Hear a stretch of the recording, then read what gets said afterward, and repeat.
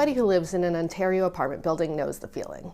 You leave your unit and venture down the hallway, only to be faced with the dreaded piece of paper taped to an elevator door. Out of service. Now, if you're lucky, your building has another working elevator and you line up behind a dozen other residences for the privilege of leaving your concrete tower. This could take 10 minutes or 45 minutes, but probably the latter if you're late for a meeting. And if you're less lucky, all the elevators are out of service and you get to take the stairs. This is when people who live on high floors really pay for their view.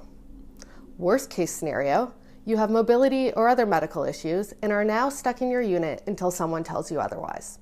These are all regular occurrences in Ontario where what should be standard elevator repairs have turned into an elevator crisis. Firefighters in the province respond to nearly 5,000 calls from people trapped in elevators each year. Dozens of people get stuck every day. A single elevator malfunction can effectively hold thousands of residents hostage in their homes. Now, elevators literally have two jobs, to go up and to go down. But here, they often do neither. And when they break, they rarely get fixed in a timely manner. Repairs regularly take days and can even take weeks, if not months, not because of their complexity, but because of long wait times for service and parts. The new Liberal platform acknowledges the severe impact on quality of life and resident safety. Stephen Del Duca does promise to get elevators repaired more quickly, although he's pretty vague about how. He says he'll strengthen provincial oversight for elevator access and maintenance, but provides no other details. This isn't likely to solve the issue. In most cases, building managers are eager to get elevators repaired.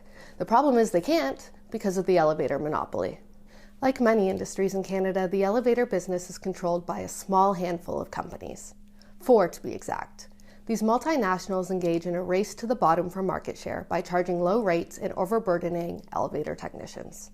The result has been less preventative maintenance, longer response times, and compromised reliability and safety standards. Without competition, they have little incentive to change.